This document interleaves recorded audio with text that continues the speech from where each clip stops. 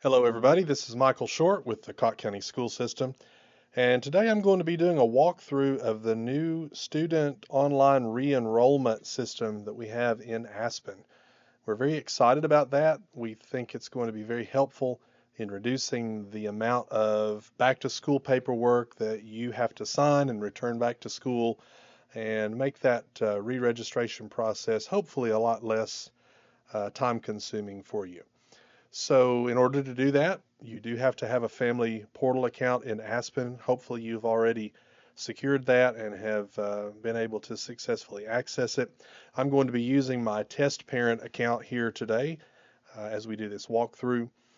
You are welcome to pause this video or rewind the video or fast forward the video as you need to get to the specific areas of this process that you're interested in, and I hope this is helpful to you. So we'll go ahead and get started. I'm going to log into my test parent account here in Aspen, and I'll be taken directly to the Aspen homepage. We have an announcement banner here that will contain information for parents, but I want to draw your attention over here to this left column. These are all of the things that I can do in this family portal account, and I specifically want to show you this Forms tab down here. So when I click the Forms tab, I see a drop down at the top of the window here that has the name of my student. Now, if I had more than one student, multiple students enrolled in the school system, when I click that triangle, I should see a list of all of the students that I'm connected to who are currently enrolled in our school district. This allows you to select individual students to do these returning student registration forms for. You will need to do this for every student who's planning on returning to school with us in the fall. So this allows you to select the specific student you're working on right now. So we see already we have a returning student registration form here waiting for us with a new button. So I'm going to click the new button to get this started. First page that I get to is just confirming that I'm getting ready to re-register the student that's listed at the bottom of the page here, and I know that's correct, so I will click Next to move on to the Student tab. Now the Student tab is going to contain a lot of information that's already in Aspen, such as the student's name and date of birth and grade level and so forth. It's also going to have their school email address listed here. We also have a spot for a personal email address if the student or if you would like to share that with us here. We have the name of the current school. That would be the school the student attended in the 25-26 school year. If for some reason you're looking to change the school that your child attends next year, you would select from this drop-down menu here of the next school, the school that you'd like your child to attend for the 26-27 school year. If there's not going to be a change and you're happy to leave your child at the school they're currently enrolled in, there's no need to even answer that question. Next, we have address information. This is the student's address. We have both physical and mailing addresses here. Oftentimes those are the same, sometimes they're not. We can click into that and expand that field to take a look and make sure the address information is what we want it to be. And it looks great. If there were any changes, I would click into this address notes field. That's an area where I could go and update the information, provide a new address, make changes if I need to. That information will then go to the school staff. They will make that change for you in Aspen. We have a couple of phone numbers listed here. You can have as many as 3 phone numbers listed. Now these phone numbers are the student's phone number. Not necessarily the contact's phone number. If the student has a phone number that you would like to have on file with the school system, this is where that information would go, mainly for middle school or high school students. Housing and residence, we have some questions here around housing status. Now notice over here on the right we have several questions that are marked as required. I'm going to need to provide an answer to those questions because that's information that we have to have. If I try to go to the next page down here at the bottom without answering those questions, Aspen's going to remind me that those are required questions by putting these little red labels underneath those fields. So I want to be extra careful that I'm answering all of those required questions. I'll go ahead and do that now and do a quick scan on this page to see if I'm forgetting anything else. It looks good. So we'll click Next to go to the Family and Contacts tab. Now, this is where I would add people that I would like added to my students' contact list in Aspen. Now, you as the registering parent are going to be listed first. Your information will already be here. You'll want to review that by clicking the plus sign here. It's going to expand that record. You'll be able to see all of the information that we have on file for you. We'll take a quick scroll through here. Email address, phone information, several contact questions, address information. So if any of that needs adjusting, there is a notes field at the top that says contact notes.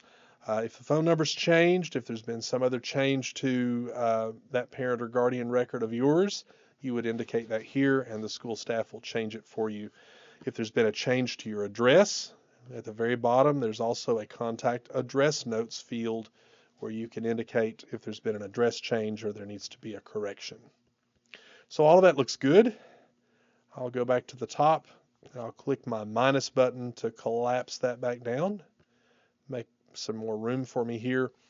And I also have the option to add additional contacts. If I want to add someone to my child's contact list, I would do that by clicking the add button here.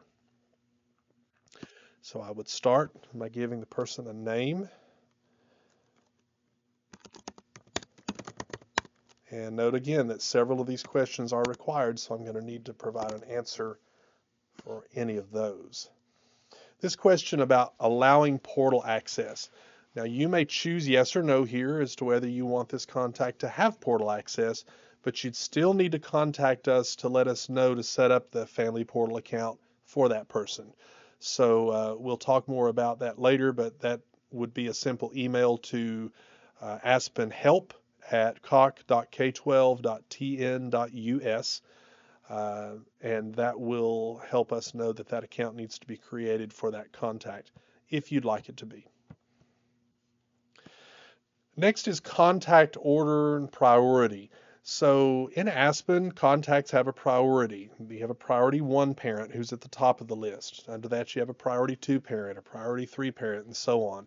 It's important to know that any contact that has a priority level of 1 or 2 is going to receive Parent Square notifications from the school system. Now, Parent Square is a new system that we began using last year. It's a nice communication tool. It allows us to mass message every parent in the school system. Our schools are using it to send school-specific messages to parents. Our teachers are using it to send out messages to their classroom children's parents. We're also using it as a district to notify parents of students who are absent from school. So lots of notifying going on with Parent Square. We have discovered that some parents don't want to be notified by Parent Square about things going on like that. So we do require at least 1 parent per household to have access to Parent Square. If you would prefer the contact here that you're adding to not have those Parent Square notifications, assign them a priority of 3 or higher. Priority 1 and 2 are going to get notifications automatically. Priorities 3 or higher are not. Email address, that is required, so I'm going to put one on here. Can do an alternate if I'd like to. At least 1 phone number is required for each contact. You can put more than that if you'd like. And then we have those contact questions. These are all yes/no questions that we would answer for the contact. I'll go ahead and answer those now.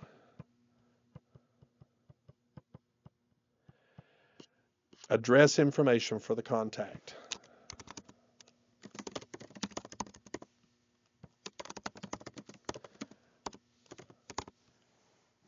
I can mark that the mailing address is the same as physical address, and that should do it.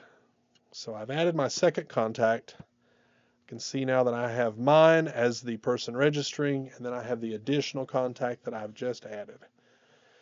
Next, I have the student pickup list. Now, maybe you remember in the past getting a piece of paper where you get to authorize specific people that are allowed to pick up your child from school. and also to indicate specific people that are not to pick up your child from school. Now you do that here. That used to be a paper-based collection. Now we're rolling that in to transmit directly to Aspen. So you would indicate those lists of parents here, of contacts, of student pickups here. And finally, we have legal information. Legal information is concerning any sort of court document, a court order or a parenting plan or things of that nature. If you have those kinds of documents, you would select yes here. If you have an order of protection, you would indicate that here. And then down at the bottom, just a field to add any details that you feel like the school needs to be aware of concerning those legal documents. I'll give this page a once over to make sure I'm not forgetting anything. It looks good, so I'm going to click Next. We'll go on to our Health tab. The Health tab is for any kind of medical information you'd like to share with the school. The only required field here is medications or allergies. Even if you have no medications or allergies, we do ask that you type NA in there. You can provide information on vision, screening, vision, hearing, and speech, socialization, and so forth. And then two very important consents here at the bottom. One of them is consenting to school health care services. One of them is consenting to school health screenings. There is a document here that you can click and read about what those two consents are. It gives you some more information. And rather than signing this form and printing it and sending it to school, we're going to close that document and go right back here to Aspen, and we're going to answer these two questions with a yes or a no. And then finally, I'm going to do an electronic signature. That's just affirming that all of the information that I've indicated here is true and correct under the best of my knowledge. I'm going to click Agree, and then I'll click Next. That takes us to the Additional Info tab. Now, this is a place where you can opt in and out of various things related to school. We also have some questions here at the top about military dependents, migrant worker services. We have consents for media. We have consents for publishing photographs. We have military and college recruiting forms. We can read the form here and find out a little more about that. And then I can indicate whether or not I want my child to be contacted by recruiters from either colleges or the military. There's an annual notification acknowledgement form. This is a document that rolls several of those authorizations into one document. You would read through this, and instead of signing and dating at the bottom, you would go back to Aspen and answer yes or no for those questions. Last thing on our Other Information tab is transportation. If your child is going to require bus transportation to and from school, you would click the link here, and you'll be taken directly to the school system transportation department page, where you'll be able to fill out a short form and submit that to them, and someone will be in contact with you about bus transportation. It looks like everything on that page is good to go, so we'll click Next and head on over to the Documents tab. So the Documents tab, really there are only two types of documents that we would look to be attached for a returning student. One of those might be a legal document. If something has changed with a parenting plan, if there's updated court documentation, things of that nature, you would want to upload that information here for the school to have on file. Also, any new or updated immunization information. In Tennessee, we call that the TWIS form.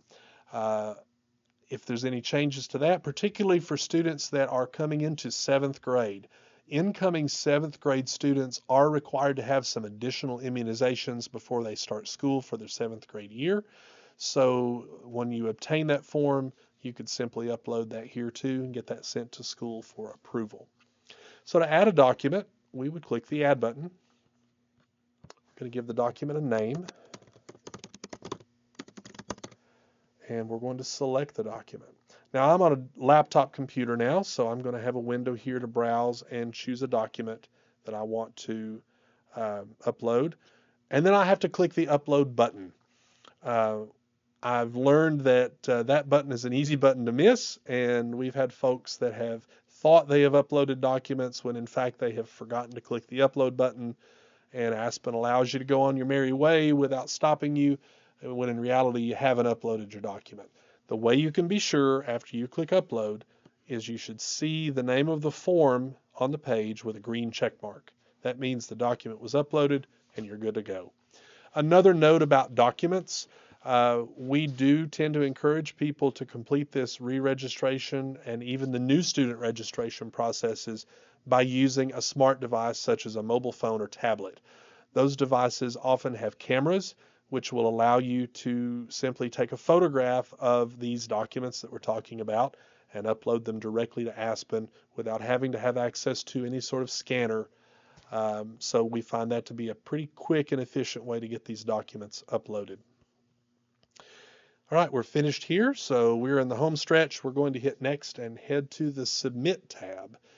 Now, this is the last step in the online re-enrollment process, and you can see here that we encourage you to go back and click through each of these tabs and review the information that you're going to submit. Make sure everything is complete and correct. Once you've done that, we'll come over here to the right and click the Submit button. And that was successful. So now that you've submitted, you should receive an email from Aspen saying that we have received your registration submission and that it will be reviewed by the school. Once the school has reviewed the information, if they determine that something is missing, they may pick up the phone and call you, they may drop you an email, or they may return this registration submission back to you to fill in some missing information or make a correction.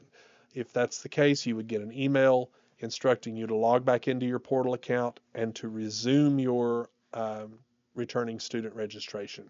There'll be more information in an email to you if that's the case. Once everything is correct and the school approves it, the student will be accepted.